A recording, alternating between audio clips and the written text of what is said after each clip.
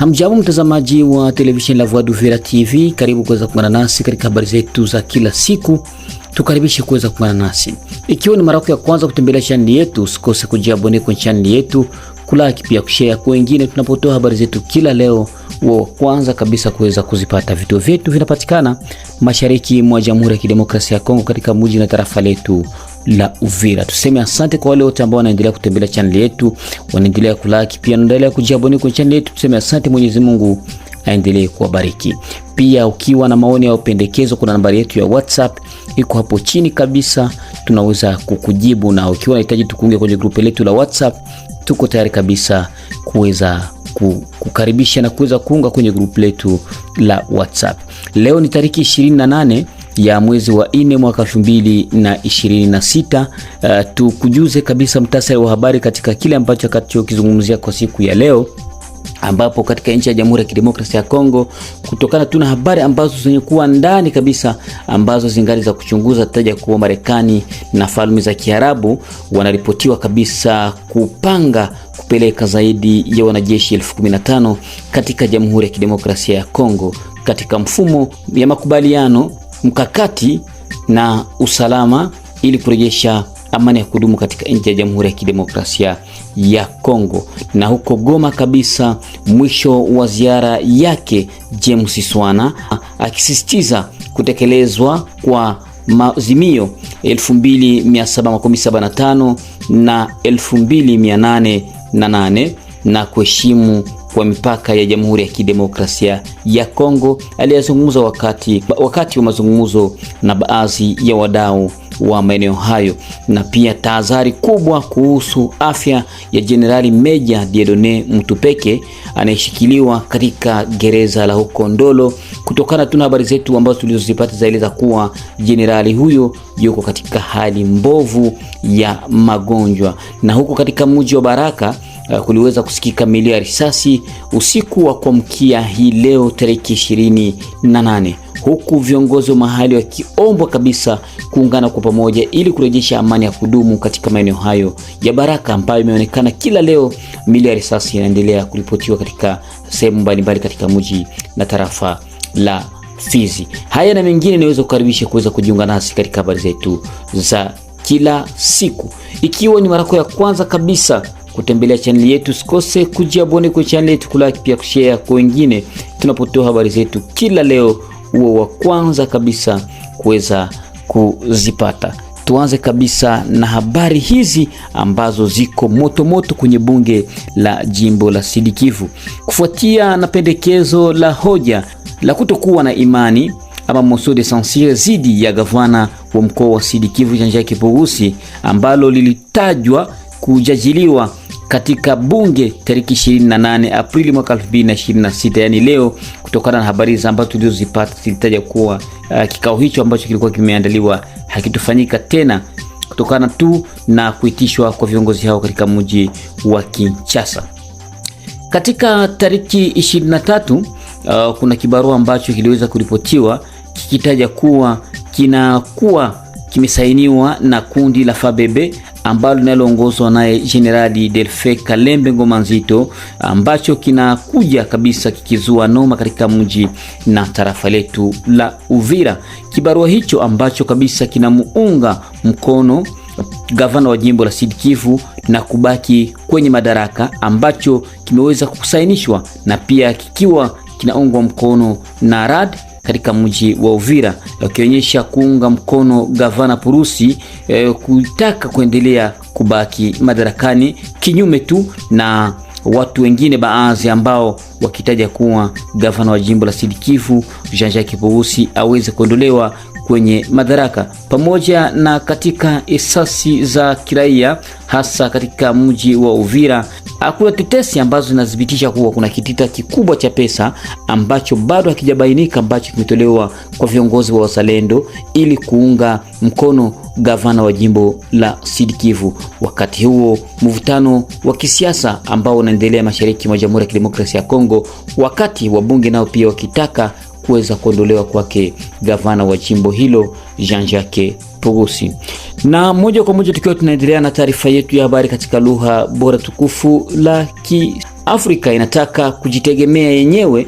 Kagame aweza kuzungumza. Rais wa Rwanda aliyasema hayo wakati wa mkutano wa kimataifa wa kisiasa. Ni maneno yenye nguvu, lakini Afrika itawezaje kujitunza yenyewe wakati viongozi wetu wote wa Afrika wakiwa wanaendelea kungangania madarakani?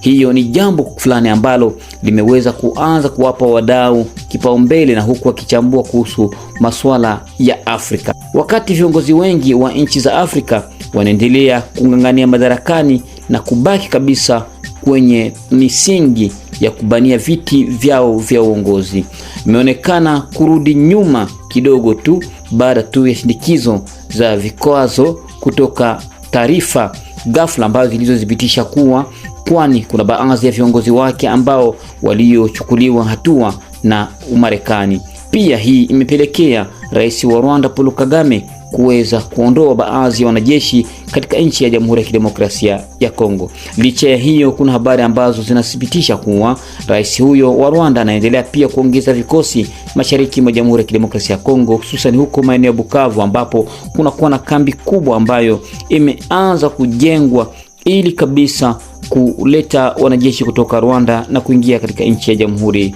ya Kidemokrasia ya Kongo.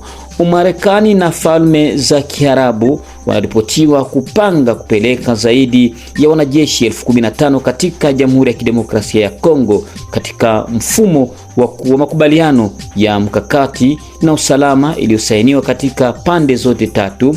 Majimbo 22 kati ya majimbo 26 ya Jamhuri ya Kidemokrasia ya Kongo yanatajwa kulengwa, ikiwemo yale yaliyo chini ya udhibiti wa waasi wa M23 AFC M23. Wanajeshi hao watapewa vifaa vya kisasa vya kijeshi na kusafirishwa kwa njia ya chini na njia ya maji pia na njia ya anga. Hatua hiyo kabisa ni muhimu ili kuweza kuleta amani ya kudumu mashariki mwa Jamhuri ya Kidemokrasia ya Kongo, lakini bado tangazo kubwa hazijatolewa kuhusu kuletwa kwa wanajeshi hao katika nchi ya Jamhuri ya Kidemokrasia ya Kongo.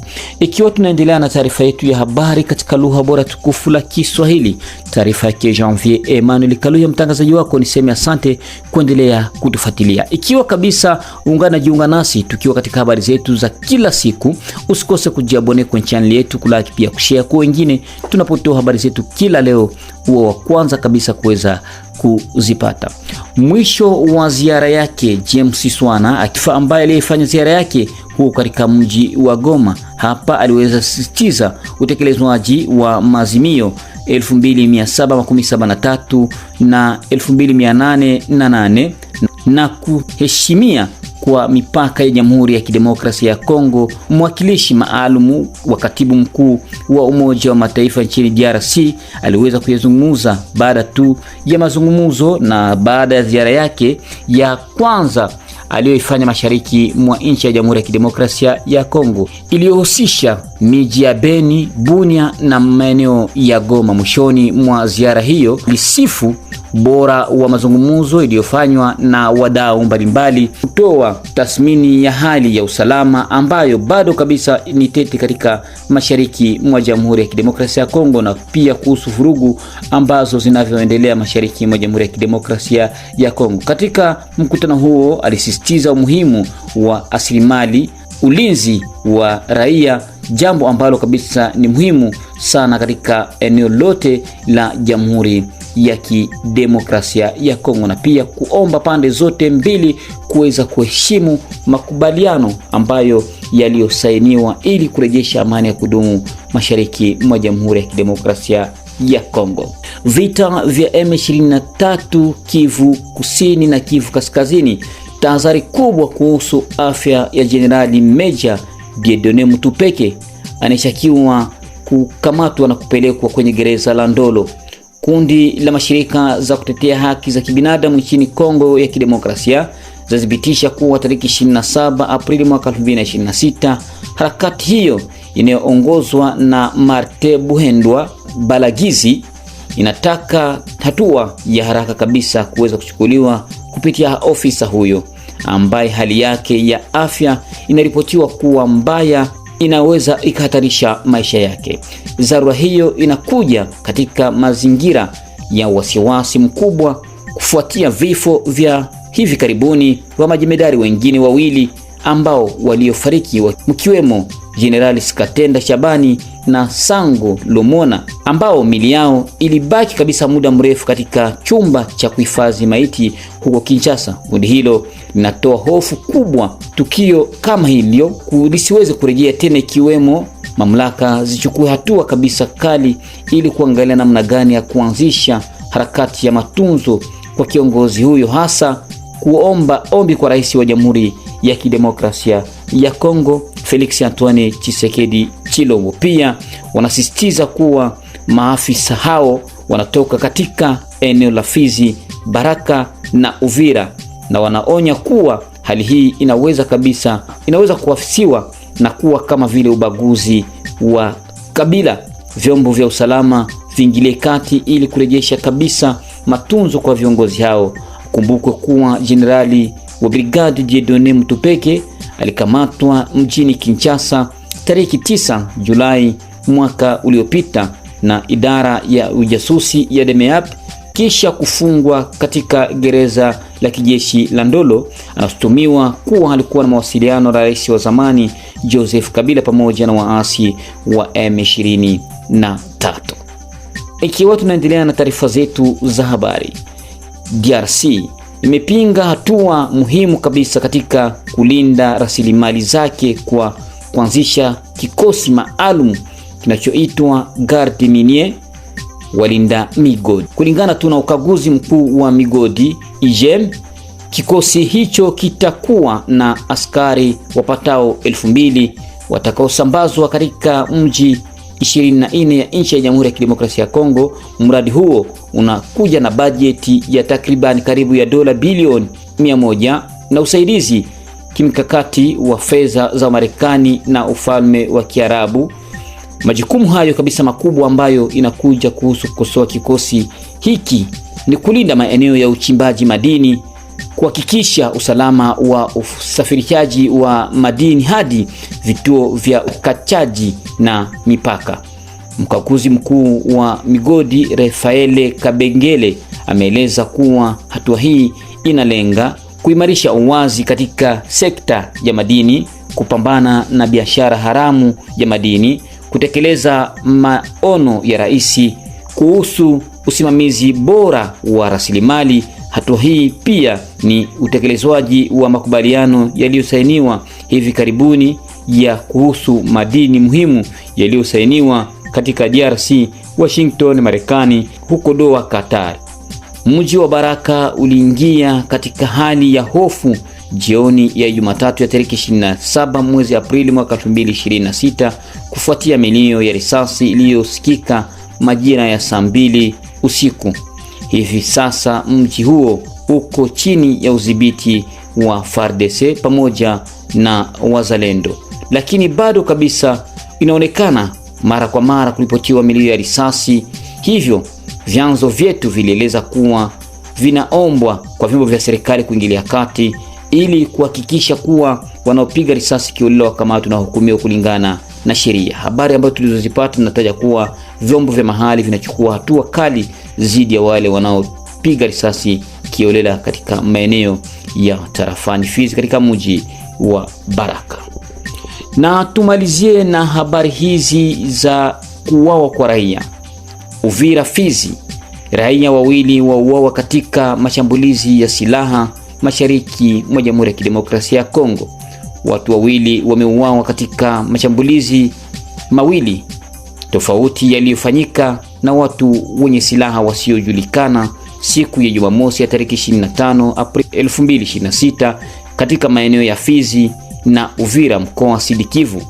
Kwa mujibu wa vyanzo vya maeneo hiyo, yaeleza kuwa mwanamke mmoja alipigwa risasi majira ya saa 1:30 za jioni katika kijiji cha Sebele kilichoko katika sekta ya Nganja, wilaya ya Fizi. Mazingira ya tukio hilo bado haijajulikana vizuri. Baadaye ya wakazi wanataja kuwa hutuma zinazohusiana na imani za ushirikina kama chanzo cha mauaji hayo ambayo inayoendelea kuripotiwa katika maeneo hayo. Siku hiyo hiyo katika mji wa Uvira, mwanamke mmoja aliuawa majira ya saa 2 usiku dakika 30 usiku katika barabara ya Karigo katika mtaa wa Kalundu ndani ya manispaa ya jiji hilo. Washambuliaji bado kabisa hawajafahamika, sababu shambulizi hilo bado kabisa hazijulikani na watu ambao wanaoendesha vitendo hivyo kila leo wanavyoendelesha mauaji.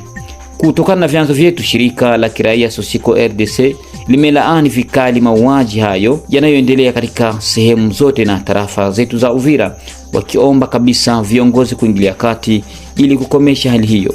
Bwana Bwija Kelvin pia amesisitiza umuhimu wa kufunguliwa kwa uchunguzi wa vyombo vya mamlaka ili kubaini wanaoendesha vitendo hivyo wakamatwe na wahukumiwe kulingana na sheria.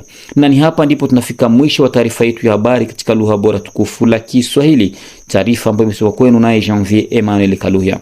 Ikiwa ni mara yako ya kwanza kutembelea channel yetu, usikose kujiabone kwenye channel yetu, kulike pia kushare kwa wengine tunapotoa habari zetu kila leo, uwe wa kwanza kabisa kuweza kuzipata.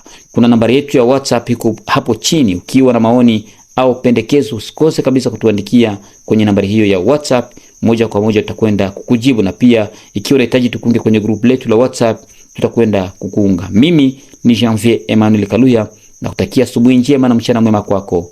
Kwaherini.